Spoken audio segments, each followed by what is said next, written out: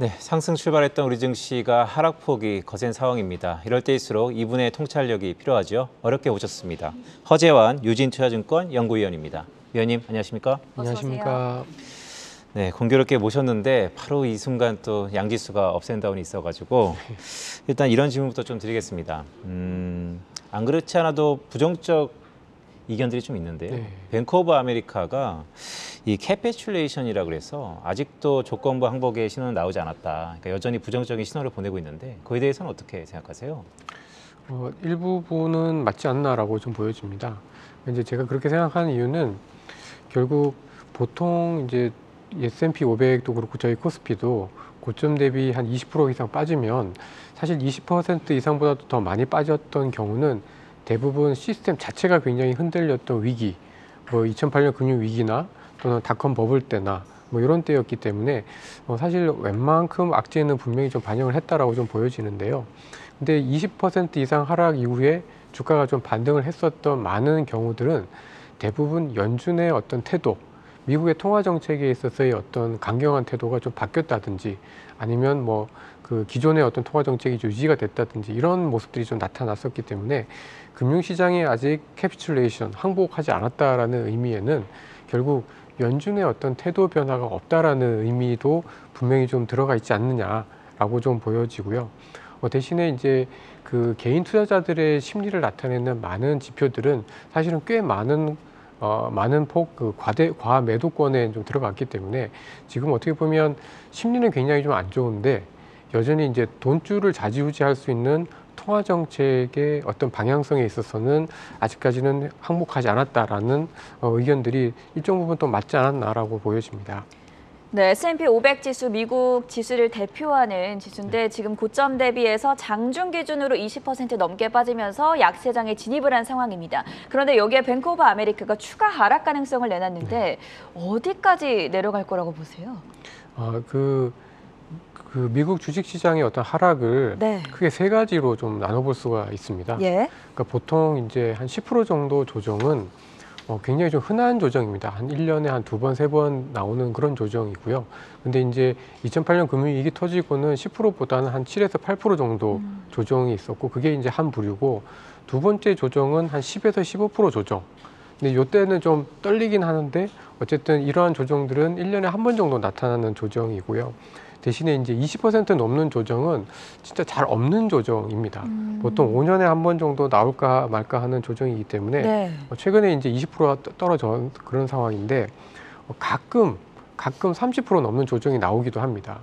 그러니까 예를 들면은 87년 이제 블랙 먼데이, 저희가 잘 아는 블랙 먼데이 때는 침체로 가지는 않았지만 그때 당시에도 침체에 대한 걱정들이 있으면서 주가가 고점 대비 5% 정도 빠졌었거든요. 근데 이제 S&P 500에 대해서 저도 이제 뭐 뉴스도 같은 것들을 보면 네. 한 3,500대 또는 3,400대까지 보시는 시각들이 있어요. 근데 그 시각이 뭐냐면 딱 고점 대비 30%입니다. 그러니까 어떻게 보면 이제 지금의 어떤 주가 조정을 일반적인 20% 조정보다는 좀 크지만 그렇다고 해서 침체까지 안 갔었던 87년의 어떤 사례를 대입을 해보면은 이제 30%까지 빠질 수 있다라는 전제하에 S&P 500의 하락을 한 3,400에서 3,500대까지 보는 시각들이 좀 있는 상황인데요. 근데 이제 아직까지는 이제 걱정들은 많고 사실은 이제 시장의 심리가 낙관에서 이제 비관으로 바뀔 때 주가가 굉장히 좀 많이 빠지긴 합니다만은 사실 그래도 20% 이상 빠진 거면 꽤 많은 악재들은 반영을 했다라는 거에 대해서는 조금 더 저희가 좀 더 무게를 둬야 되지 않느냐라고 좀 보고 있습니다. 네, 위원님 말씀하시는 걸 보면 사실 과거 평균 수준보다는 좀 과한 하락이지만 경기 침체가 아니라면 이 정도는 그래도 많이 반영되었다라는 얘기로 들리는데요. 지수 얘기가 나왔으니까요. 팀장님께서 국내 코스피도 2,530포인트 정도는 바닥을 찍고 여름에는 상승 가능성이 있다 이런 말씀을 좀 주셨어요. 뱅크 오브 아메리카에 비하고 어때 일맥상통하는 부분이 좀 있는 겁니까?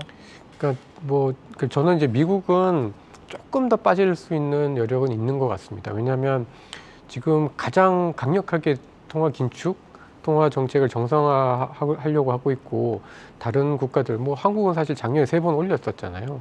근데 이제 미국은 이제 겨우 2번 올렸기 때문에 이걸 따라잡는 과정에서 사실은 정말 경기가 좋아질지 정말 침체로 갈지 여러 가지 불확실성이 있기 때문에 미국은 조금 더 하락할 여지는 좀 남아 있다라고 보고 있습니다. 근데 저희 코스피는 사실 작년 7월부터 굉장히 오랫동안 많이 빠졌었고, 또 사실 그 어떤 뭐 밸류에이션이라든지 여러 지표들이 이미 미국에 비해서는 많이 좀 조정을 받았기 때문에 사실 코스피 2,500대를 크게 하회하지는 않을 가능성이 굉장히 높다라고 좀 보고 있고요. 대신에 이제 그 주식시장이 좀 그 회복을 하려면 이게 가격도 중요하지만 어떻게 보면 타이밍, 이제 시간의 개념도 좀 있는 것 같습니다. 근데 사실 지금 당장 어떤 뭐 연준의 어떤 태도가 바뀐다든가 또는 어떤 강력한 어떤 경기 회복의 신호가 보이기에는 아직까지는 어떤 시점상 또는 타이밍상의 문제가 있기 때문에 지금보다는 조금 불안했다가 다시 좀 그 올라오는 형태가 될 가능성이 좀 높지 않을까라고 좀 보여지는데요. 그런 측면에서 봤을 때는 뭐 저희보다 훨씬 더 유명하시고 똑똑하신 분들이 많겠지만 이런 해외 IB들의 전망이 예. 나름은 또 좀 뭐 일리가 있는 부분들도 분명히 있겠다라고 보여집니다. 지금 뱅크 오브 아메리카죠. BOA의 전망들을 가지고 저희가 하나하나 짚어보고 있는데 S&P 500 섹터 11개 섹터가 있지 않습니까? 그중에서 에너지 섹터가 유일하게 지금 좀 S&P 500 중에서 긍정적인 섹터다라고 역시나 BOA가 언급을 했습니다. 연구위원님께서는 어떻게 보세요? 그 에너지 섹터가 되게 공교롭게도 두 가지 면을 다 가지고 있습니다. 네. 그러니까 첫 번째 면은 경기 방어적인 성격입니다. 그러니까 이제 그 엑슨모빌이라든가 뭐 이런 그 에너지 업체들이 굉장히 그 생각보다 배당 수익률이 굉장히 높은 편입니다. 한 4%, 5% 이상 배당을 많이 주는 편이라서 오히려 하락장에 굉장히 좀 안정적인 캐시플로우를 투자자들한테 줄 수 있는 여력들이 좀 있고요. 두 번째는 유가라는 어떤 변수에 의해서 가격을 전가할 수가 있기 때문에 이 인플레 국면에서 또 강하다라는 특징들도 갖고 있습니다. 그러니까 사실 인플레 국면에 강하면서 방어적이기가 되게 쉽지가 않잖아요. 그러니까 이제 그런 거를 갖고 있는 몇 개 안 되는 섹터이기 때문에 이제 저도 좀 그 오랫동안 에너지 섹터를 좀 좋게 봤었고 아직까지도 유가가 올라가는 거에 비해서는 미국의 에너지 섹터 그리고 한국에서도 이런 그 정유업체들의 어떤 그 주식시장에서의 어떤 업사이드 가능성은 여전히 좀 많이 남아있다라고 보고 있기 때문에 긍정적으로 좀 보고 있고요. 보통 그 미국에서는 약세장에서는 소위 이제 디펜시브라고 하는 방어적이라고 네. 하는 헬스케어, 그다음에 뭐 유틸리티, 그다음에 에너지. 필수 소비재, 에너지는 들어갈 때도 있고 안 들어갈 때도 있는데 네. 이런 그다음에 부동산 이런 네 가지 섹터가 전형적인 경기 방어 섹터이긴 합니다만은 이번은 과거와는 조금 다르게 인플레가 굉장히 높다라는 특성들이 있기 때문에 아무래도 경기 방어적인 성격과 함께 또 이런 그 유가라든지 에너지에 따른 비용 부담을 전가할 수 있는 이 전가력을 갖고 있는 기업들을 같이 봐야 된다라고 좀 말씀드릴 수 있을 것 같습니다. 네, 말씀 주셨던 것처럼 참 이례적인 상황이죠. 인플레이션 압력이 지난 40년 내에 최고치니까요. 사실 인플레 그러면 경기를 타는데 최근엔 또 방어주의 성격도 있는 것 같습니다. 외환시장 얘기를 좀 해볼까요? 아무래도 수출 주도의 우리 경제다 보니까 높은 환율에 대한 의존도가 좀 높은 건 사실입니다. 근데 유진투자증권에서는 달러 환율이 3, 4분기에 1,300원까지 갈 수도 있다 이런 전망을 내놓으신 것 같은데 네. 여전히 유효합니까? 제가 이제 1,300원 얘기를 좀 하니까 사람들이 되게 당황해 하더라고요. 왜냐하면 지난 10년 동안 1,300원이라는 환율은 본 적이 없는, 그러니까 2008년 금융위기 이전에는 그러니까 그 이후로는 한 번도 본 적이 없는 레벨이다 보니까 너무 좀 비관적인 거 아니냐. 그리고 최근 들어서 이제 1,290원대까지 갔다가 조금 주춤한 모습들이니까 더 이제 좀 그런 그 지적들과 좀 반론들이 좀 있는 것 같은데요. 이제 제가 생각하는 논리는 이제 두 가지입니다. 하나는 지금 그 오늘 20일 수출에서도 저희가 이제 무역 적자가 났잖아요. 근데 이렇게 누적적으로 무역 적자가 난 경우가 2007년 이후 처음입니다. 그러니까 저희가 물론 뭐 설날이나 뭐 추석 때 간혹 이제 조업 일수가 워낙 갑자기 줄어들면서 이제 적자가 나는 경우들은 있긴 했었습니다만은 2007년 글로벌 금융 위기 이후에 저희가 누적적으로 이렇게 적자를 난 경우는 2007년 이후 한 번도 없었기 때문에 지금은 뭐 유가가 뭐 80불대까지 이렇게 급격히 떨어지지 않는 한 한국의 무역 흑자 규모가 작년, 재작년 또는 지난 5년 동안보다도 높게 형성되기가 굉장히 좀 어렵다. 그러니까 무역 수지, 즉 달러의 어떤 공급 측면에서 분명히 좀 변화가 생겼다라고 보여지고요. 그다음에 두 번째는 앞으로의 이제 그 자금 흐름의 이제 방향성에서도 예를 들어서 정말 리오프닝이 돼서 저희 국내 그 국민들이 해외로 여행을 나가게 되면 이제 여행 수지에서 이제 마이너스가 날 수가 있잖아요. 그러니까 지금은 그래도 그 무역 수지보다는 경상 흑자 규모가 훨씬 큰 상황이고 그 흑자 규모를 유지를 시켜주는 거는 바로 운송 수지와 여행 수지인데, 여행 수지는 사실 이제 조금씩 이제 적자 폭을, 그러니까 자금 유출이 더 커질 수 있는 확률이 굉장히 좀 높다라고 보여지고요.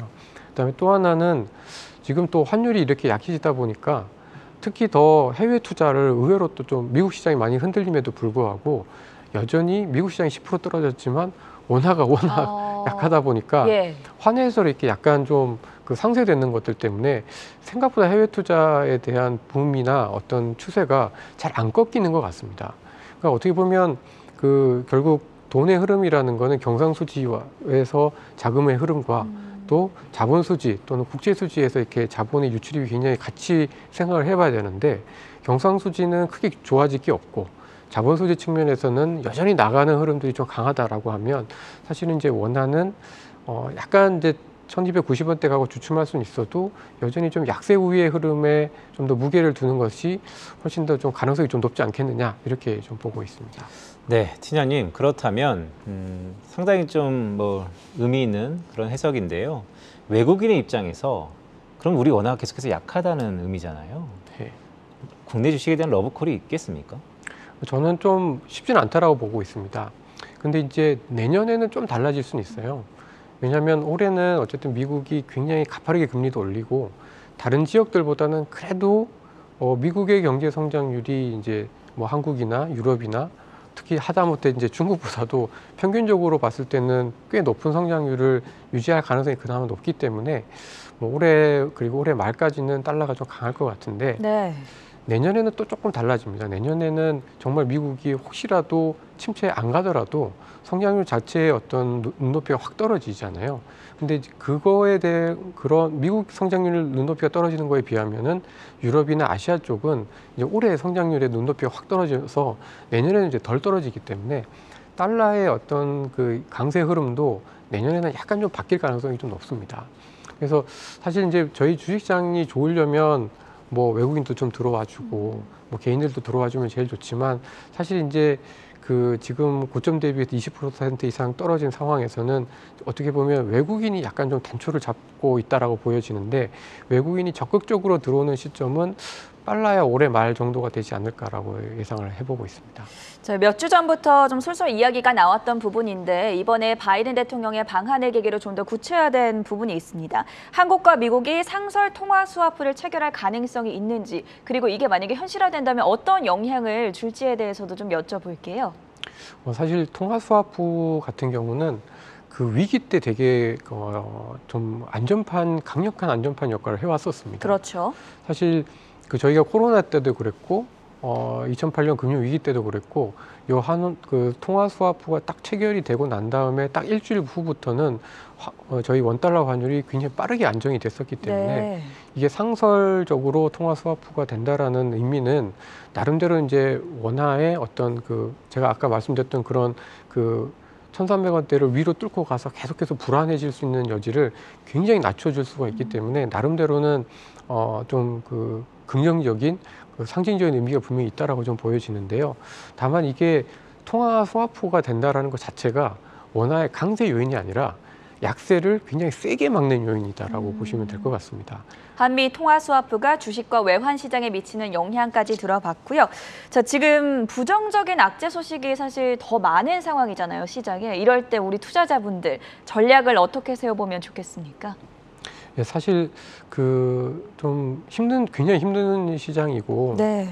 그러니까 제가 이제 요즘 세미나 다니면서 그런 얘기를 좀 많이 들었습니다. 그러니까 많이 빠진 건 알겠고 언젠가 반등이 올 건 알겠는데 자기가 보기에는 베어마켓 랠리가 진짜 더 고통스럽더라. 이걸 기다리는 것도 힘들고 막상 와도 파악하기가 힘들기 때문에 너무 어렵더라는 얘기를 하면서 되게 좀 반성을 좀 했습니다. 그러니까 어떻게 보면 희망 고문이라고 하잖아요. 그러니까 될 수 있다라고 얘기를 하는 거 하면서도 어떻게 보면 또 되게 그 지쳐 있는 투자자들한테 사실 이제 실질적인 대안을 좀 못 주고 있었던 게 아니었나라는 좀 반성을 좀 해보게 되는데요. 이런 상황에서 그러면 어떻게 좀 대응을 할지를 좀 고민을 해보면 그 약간 그 좀 전문 용어로 하면은 좀 롱숏이라고 해서 좀 좋은 것과 나쁜 것을 약간 좀 같이 맞물려야 될 것 같습니다. 그러니까 지금 같은 경우는 사실 미국 시장이 조금 더 불안하기 때문에 네. 미국 시장에 대해서는 조금 더 약간 뭐 인버스까지는 아니더라도 약간 조금 하락을 많이 대비를 하고 대신에 어떻게 상대적으로 코스피나 많이 빠졌던 아시아 쪽으로는 조금 비중을 늘리면서 약간 너무 롱으로만 이렇게 생각하기보다는 또는 방향성보다는 앞으로는 상대적으로 조금 더 뭐가 나쁘고 뭐가 좋은지를 통한 롱숏으로 좀 방향을 좀 잡아가는 전략도 좀 생각해 볼 필요가 있을 것 같고요. 그다음에 또 하나는 어쨌든 변동성을 좀 낮춰야 되기 때문에 좀 분산 투자를 좀 많이 해야 될 필요가 좀 있을 걸로 보여집니다. 그래서 분산 투자를 할 때는 역시 베타가 낮으면서 좀 안정적인 배당이나 그다음에 리츠 같은 것들도 분명히 좀 어느 정도는 가져가고 대신에 또 삼성전자처럼 많이 빠져 있는 반도체 쪽도 함께 좀 포지션을 같이 가져가서 변동성을 낮추는 전략들이 좀 필요하지 않을까 이렇게 좀 생각을 하고 해봤습니다. 네, 위원님 말씀을 쭉 들어보니까 사실 뭐 힘든 구간이 또 하반기에도 이어질 것 같은데 이럴 때일수록 자산 배분적인 성향에 대해서 옥과 석을 가리는 전략이 좀 더 필요하다라는 말씀이셨습니다. 오늘 유진투자증권 허재환 연구위원이었습니다. 위원님 고맙습니다. 고맙습니다.